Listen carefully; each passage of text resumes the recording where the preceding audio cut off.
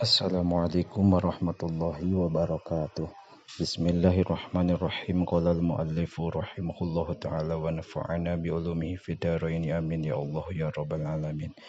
Syahrul Ramadana ari bulan Ramadan muallakun eta dicantelkeun atawa digantungkeun baina sama'i di antara langit wal ardi sareng bumi. La yurfa'u henteu diangkatkeun itu syahru ilallahi ka Gusti Allah illa bi zakatil fitri angin kalawan zakat fitrah. Rawahu ngariwayatkeun kana ieu hadis sa Ibnu Syahin an Jurair katampi ti Jurair. Asyuhada'u ari pirang-pirang anu maot syahid khamsatun eta aya 5. Al-mat'unu kahiji jalma anu maot karena taun. Wal mabtunu sareng kadua anu maot karena nyeri beuteung. Wal ghariqu sareng katilu anu kakrem anu titeuleum. Wa syahibul hadmi sareng kaopat maot katindih urugan. Asyahidu sareng anu kalima maot syahid fisabilillahi di jalan Allah. Rawahu ngariwayatkeun kana ieu hadis Al-Bukhari Imam Bukhari wa Muslimun sareng Imam Muslim an Abi Hurairah katampi ti Abi Hurairah. Asyahru ari sabulan tis'atun eta salapan wa isyrina sareng 20. Palatasumu mangka ulah puasa aranjeun hatta tarauhu sehingga ningali aranjeun kana itu syahru. Wala tuftiru sareng ulah buka aranjeun hatta tarauhu sehingga ningali anjeun kana itu syahru. Pain guma mangka lamun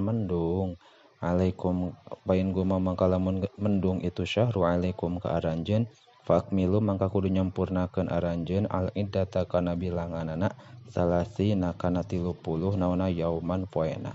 Rawahu ngariwayatkeun kana ieu hadis Al-Bukhari Imam Bukhari wa Muslimun sareng Imam Muslim an Ibnu Umar katampi ti Ibnu Umar. Harfus shodi ari ieu eta huruf shod. Sohibud daini ari jalma anu boga hutang maksurun eta ditalian bidainihi ku hutangna ieu si sohib bi qabrihi dina pakuburanana ieu si sohib. Yashku unjukan ieu jalma-jalma ilallahil wahdah ka Allah anu sahiji. Rawahu ngariwayatkeun kana ieu hadis At-Tabrani Imam Tabrani anil Bara'i katampi ti Imam Bara. Sohibud daini ari jalma anu boga hutang maglulun eta diborogod bi qabrihi di jero kaya pukuhu teu bisa muka kana itu maglul naon illa qada udainihi angin dibayar hutangna ieu si sohib. Rawahu ngariwayatkeun kana ieu hadis Dailami Imam Dailami an Abi Sa'id al-Khudri katampi ti Abi Sa'id al-Khudri. Sohibul yamini ari malaikat belah katuhu amirun eta jadi raja ala sohibis shimali ka malaikat belah kenca. Paiza amila di mana-mana migawe sal amdu hiji hamba hasanatan kana kaalusan kata baha maka nuliskeun ieu si sohib kana hasanah bi asyri amsalihha kalawan 10 misilna ieu hasanah. Wa iza amila sareng di mana-mana migawe ieu si abdu sayyiatan kana hiji kagorengan paroda tuluy karep atawa ngamaksud ieu paroda tuluy ngamaksud sa sohibus shimali malaikat belah kenca ayak tubaha kana ye nulis ieu si sohibus shimal kana sayiah qala mangka ngucap lahu ka ieu si sohibus shimal saha sohibul yamini malaikat anu belah katuhu amsik kudu nahan anjeun payumsiku maka ngaker ieu si sohibus shimal sitta saatin kana genep pirang-pirang jam. Fa in istaghfara mangka di mana-mana minta hampura ieu si abdu Allah ka Gusti Allah min hatina itu sayyi'ah lam yaktub maka teu nuliskeun ieu si sohib alaihi sohibus shimal alaihi ka si abdu syai'an kana nanaon. Wa illam yastaghfir sareng lamun teu minta hampura ieu si abdu Allah ka Gusti Allah kataba maka nuliskeun ieu si sohibus shimal alaihi ka si abdu sayyi'atan wahidatan kana hiji kagorengan.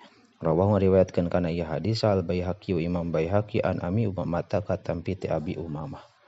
Sughorukum ari budak leutik aranjeun da'ami sulajannati eta jadi budak-budakna surga. Ya talaqo mapagkeun saha ahaduhum hiji-hijina itu syughor abahu ka bapana ieu ahad payakhudu maka nyokot ieu si ahad bisaubihi kana bajuna aba fala yantahi mangka teu eureun-eureun ieu ahad hatta yudkhilahu sehingga ngasupkeun ieu ahad hatta yudkhilahu sehingga ngasupkeun ka ieu ahad sah Allah Gusti Allah wa abahu jeung bapana ahad al jannata ka surga. Rawahu ngariwayatkeun kana ieu hadis saha Muslimun Imam Muslim an Abi Hurairah ta katampi ti Abi Hurairah. Sil kudu nepungkeun anjeun man ka jalma qota'aka anu megatkeun ieu man ka anjeun wa ahsin sareng kudu nyieun kaalusan anjeun ila man ka jalma asa anu nyieun kagorengan ieu man ilaika ka anjeun wa qul sareng kudu ngucapkeun anjeun al haqqo kana hak walau ala nafsika jeung sanajan madarat kana awak anjeun. Rawahu ngariwayatkeun kana ieu hadis sa Ibnu Najjar. Sholli kudu salat anjeun salat muwaddain cara salat jalma anu pamitan. Wa'bud sareng kudu ibadah anjeun Allah ka Gusti Allah kaannaka kaya anjeun teh tarahu eta ningali anjeun ka Allah. Fa in kunta mangka lamun bukti anjeun la tarahu eta teu ningali anjeun ka Allah. Fa innahu mangka sayaktosna Allah ya roka eta ningali Allah ka anjeun.